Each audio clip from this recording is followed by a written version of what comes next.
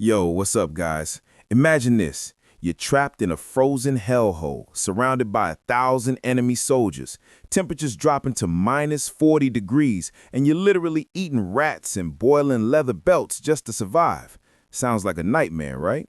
Well, for 20,000 German soldiers in World War II, this wasn't a nightmare. This was their reality. And today, we're diving into the most brutal frozen trap in military history, the Kessel, the Stalingrad pocket. Let's get into it. What's good, history fam? Before we jump into this insane story, make sure you smash that like button and subscribe because we're about to uncover one of the most savage battles ever fought.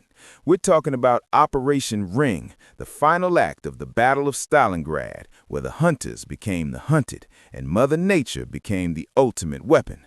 Trust me, this story is absolutely wild. Alright, so let's set the stage. It's late 1942, and Adolf Hitler is obsessed with capturing Stalingrad. Like, dude was absolutely fixated on it, not just because it was a strategic industrial city on the Volga River, but because it literally had Stalin's name on it. Talk about petty, right? By November 1942, the Germans had pushed deep into Stalingrad. The city was basically rubble at this point. We're talking 90% destroyed. The fighting was so intense that soldiers were battling room to room, floor to floor, sometimes fighting over a single staircase for days. It was absolute chaos. But here's where things get crazy. While Hitler's Sixth Army, commanded by General Friedrich Paulus, was busy grinding through Stalingrad, the Soviets were cooking up something massive. And I'm not talking about borscht, my friends. Soviet commanders Zhukov and Vasilevsky, these guys were absolute tactical geniuses. They noticed something. The German flanks, the sides of their attack, were protected by Romanian and Italian armies. Now, no disrespect to those guys, but they were poorly equipped, undertrained, and straight up not ready for what was about to hit them. On November 19, 1942, the Soviets launched Operation Uranus. And this wasn't just any counterattack. This was a massive pincer movement with over 1 million Soviet troops, thousands of tanks, and artillery that would make your ears bleed. The plan was simple but deadly. Smash through the weak Romanian positions on both flanks, then link up behind the German Sixth Army, completely surrounding them. Cut them off from supplies, reinforcements, everything. Turn the hunters into the prey. And guess what? It worked perfectly.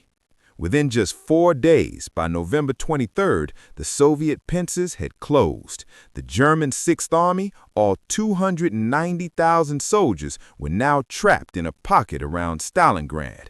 The Russians called it the Kessel, the cauldron.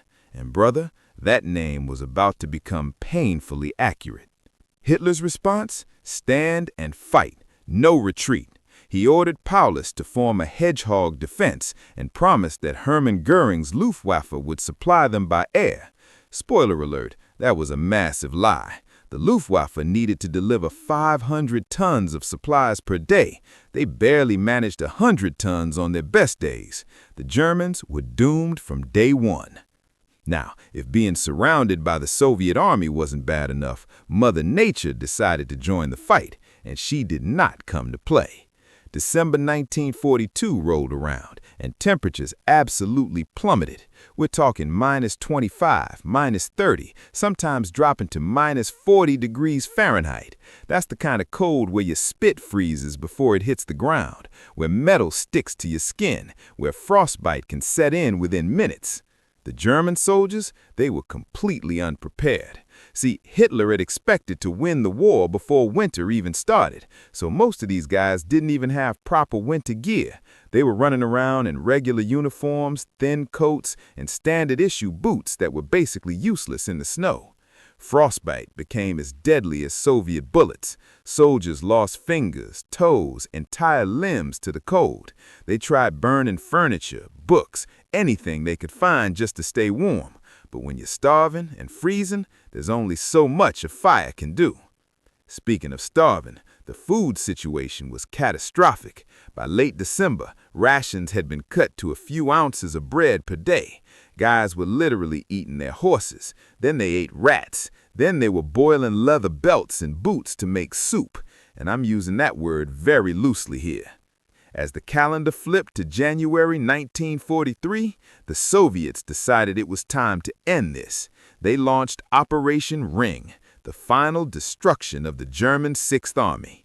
By this point, the trapped Germans numbered around 200 to 250,000 troops, although many were already dead, wounded, or dying from starvation and disease.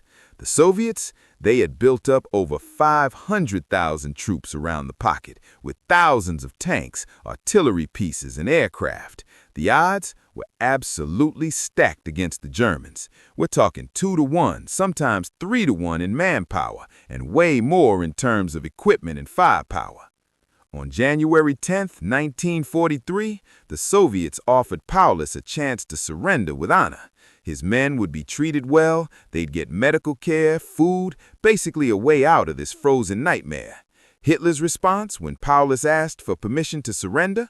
Hell no. He told Paulus to fight to the last man. He even promoted him to field marshal because, get this, no German field marshal had surrendered in history. Hitler literally tried to guilt-trip Paulus into dying rather than surrendering. That's next-level manipulation, my dudes.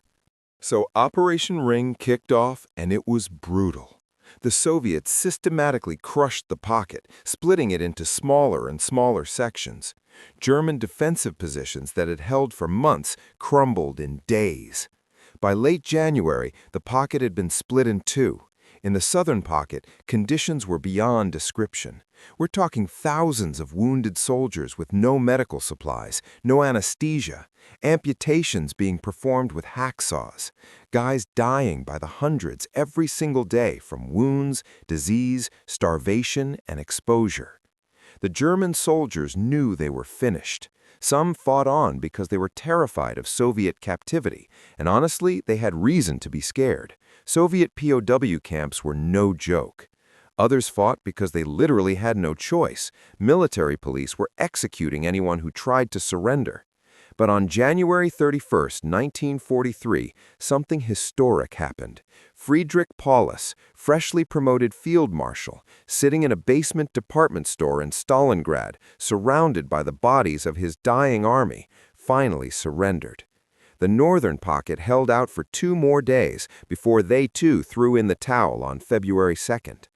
Of the 290,000 Germans trapped in the pocket, only about 91,000 survived to surrender. That means roughly 200,000 died during the encirclement, from combat, starvation, disease, and the cold. But here's the really dark part.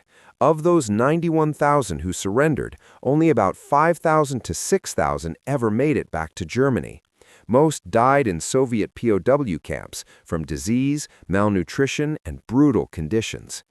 The Battle of Stalingrad as a whole, over 2 million total casualties when you count both sides. It remains one of the bloodiest battles in human history. For the Germans, Stalingrad was a disaster that broke the back of their entire eastern offensive. They never recovered. The myth of German invincibility shattered. The tide of World War II had turned, and it was flowing straight toward Berlin. So there you have it, fam, the story of the deadliest frozen trap in World War II. 20,000 Germans in the final defense, surrounded by over 100,000 Soviets, trapped in temperatures that could kill you just as fast as a bullet. Stalingrad wasn't just a battle, it was a meat grinder, a frozen nightmare, and a turning point in human history all rolled into one. It showed that no matter how powerful your army is, you can't fight the weather, you can't fight without supplies, and you definitely can't win when you're surrounded by an enemy that outnumbers you and is willing to throw everything they have at you. If you found this video interesting, make sure to drop a like, subscribe for more insane history content, and let me know in the comments, what other World War II battles should we cover? Drop your suggestions below. And remember, history isn't just dates and names, it's real people going through absolutely unimaginable situations. The soldiers at Stalingrad on both sides lived through hell on earth. Their story deserves to be told. All right, guys, I'm out. Catch you in the next one. Peace. Before you go, let me hit you with one final thought that'll blow your mind. You know what's crazy? While we're sitting here watching this video on our phones, probably in a warm room, maybe snacking on something, those soldiers at Stalingrad would have given anything for just one of those things. A warm room? That was a luxury worth dying for. A piece of bread? That was treasure. War is hell, but frozen war? That's a whole different level of nightmare. And the craziest part? Both sides had men who were just following orders, stuck in a situation created by leaders sitting comfortably hundreds of miles away. Makes you think, doesn't it? Anyway, I really appreciate you sticking around till the end. If you're new here, definitely subscribe because we drop bangers like this every week. Hit that notification bell so you don't miss out. And seriously, drop a comment below. What's the next historical topic you want us to destroy? World War I? Ancient battles? Let me know. All right, fam, that's all I got for today. Stay curious, stay learning, and remember, history isn't boring. You just had boring teachers.